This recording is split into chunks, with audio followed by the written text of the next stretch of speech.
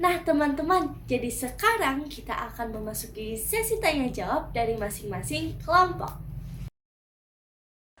Assalamualaikum warahmatullahi wabarakatuh. Halo semuanya, perkenalkan nama aku Kalila Putri Siregar yang akan menjawab pertanyaan dari Sasha dan kelompok 5. Sebelumnya, pertanyaan Sasha kan dia nanya kalau misalnya arca perunggu tuh biasanya berbentuk manusia atau hewan kecil lainnya. Dan contoh hewannya itu apa aja, asal serta fungsinya kenapa dibuat arca perunggu. Nah, di video kali ini aku akan menjelaskan pertanyaan dari Sasha. Jadi, arca perunggu pada zaman perundingan itu ada yang berbentuk manusia dan hewan kecil. Contoh hewannya tuh misalnya kayak tikus, kuda, atau babi. Kenapa hewan-hewan itu? Karena setiap hewan itu memiliki makna penting bagi masyarakat pada masa itu. Contohnya kayak tikus. Tikus tuh pada masa itu tuh sering menjaga hasil panen dan menanam hasil pada masyarakat pada zaman itu. Jadi dia menjadi simbol persediaan makanan, jadi dibuat di arca perunggunya.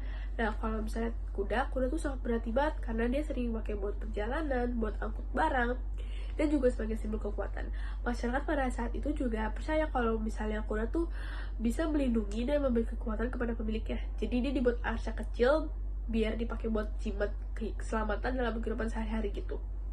Nah, kalau misalnya tadi tuh babi tuh kalau misalnya tuh dia dilambangkan sebagai simbol kemakmuran karena tuh dia menjadi sumber makanan terpenting. Nah, arca-arca kecil itu biasanya dipakai buat ritual, persembahan, atau jimat.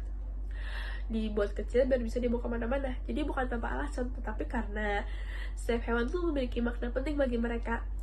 Sekian dari aku, semoga penjelasan aku tadi bisa menjawab pertanyaan kamu, kalian semua. Baik, izin menjawab pertanyaan dari Cika Aprilia Maharani, kelompok 5. Nah, dia bertanya, kenapa dalam latar belakang disebutin kalau bagian kerja dan dan perdagangan mulai melahirkan kasta sosial.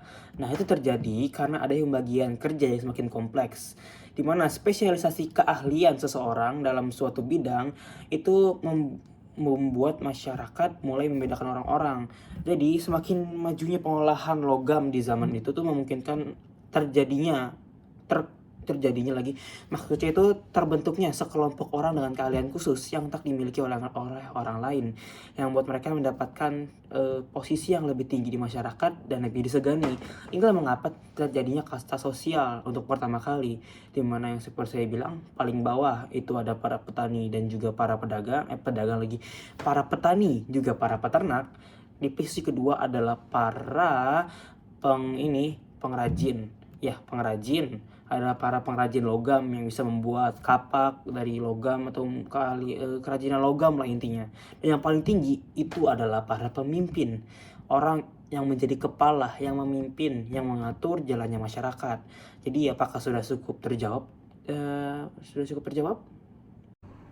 Nah, sekarang aku akan menjawab pertanyaan yang diberikan oleh kelompok 3 yang bertanya mengenai kenapa ya zaman ini tuh bisa disebut sebagai zaman perundagian.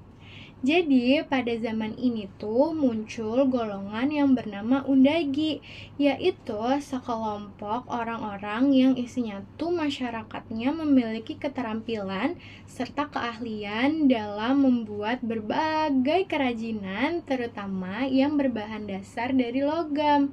Nah, kalau kata undagi sendiri itu berasal dan diambil dari bahasa Bali yang memiliki arti seseorang atau sekelompok orang yang memiliki keterampilan serta keahlian khusus dalam suatu pekerjaan.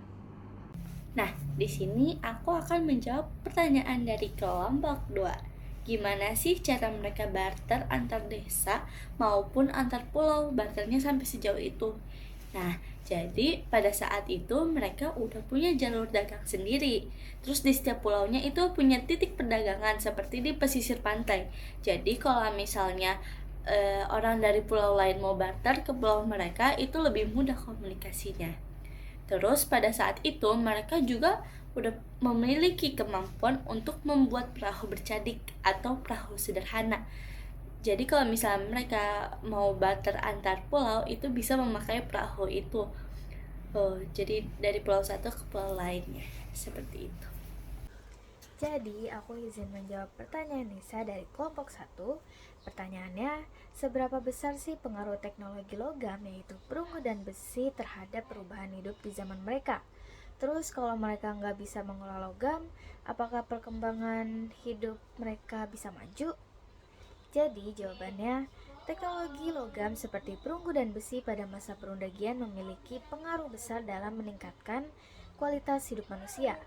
Karena alat dan senjata yang dihasilkan menjadi lebih kuat, tajam, dan tahan lama sehingga membantu mereka dalam bertani, berburu, serta melindungi diri. Dan juga mendorong munculnya para pengrajin logam yang membuat sistem ekonomi dan sosial semakin berkembang. Nah, jika mereka tidak bisa mengolah logam, perkembangan kehidupan mereka mungkin akan berjalan lebih lambat karena mereka masih bergantung pada alat sederhana, yaitu alat yang terbuat dari batu yang kurang efisien dalam memenuhi kebutuhan sehari-hari.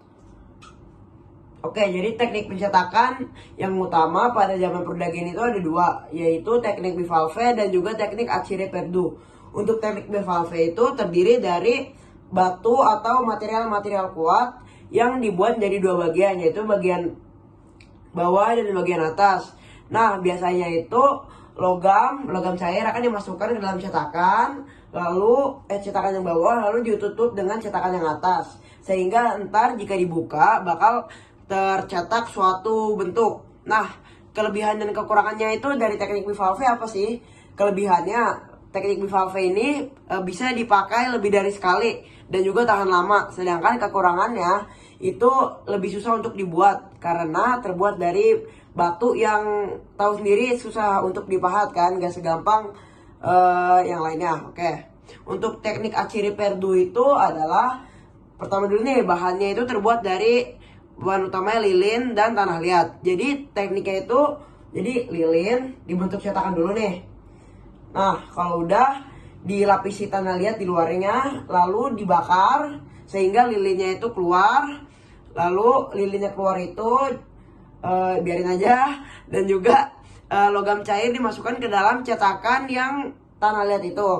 Nah, kalau udah ntar bakalan dibuka tanah liatnya dan akan kecetak tuh logam cairnya sesuai cetakannya. Nah, kelebihan kekurangannya apa sih? Buat kelebihannya itu lebih mudah untuk dibuat. Kenapa? Karena hanya dengan lilin dan tanah liat, dan itu gampang banget untuk dibuat bentuknya. Sedangkan kekurangannya itu hanya bisa dipakai sekali. Jadi ya agak buang-buang waktu juga kalau pengen bikin. Sekian, terima kasih. Jadi, kesimpulan dari zaman era perundagian itu adalah era perundagian merupakan era yang penting untuk menandai kemajuan peradaban manusia melalui penguasaan teknologi logam seperti tembaga, perunggu, dan besi. Dampak utamanya meliputi pembuatan alat yang lebih berkualitas, serta berkembangnya spesialisasi pekerjaan dan perdagangan. Lalu, terbentuknya stratifikasi sosial, serta munculnya pemukiman menetap yang lebih terorganisir dengan sistem pemerintahan sederhana. Jadi di era perundagian itu sudah tidak lagi nomaden, dia sudah menetap. Dan juga di era ini memunculkan hasil kerajinan logam sebagai benda seni dan simbol status serta sistem kepercayaan yang lebih kompleks. Di era perundagian ini menjadi fondasi penting bagi lahirnya peradaban yang lebih maju.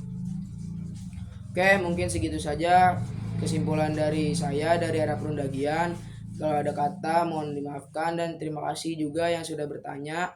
Wabillahi taufiq wal hidayah. Wassalamualaikum warahmatullahi wabarakatuh.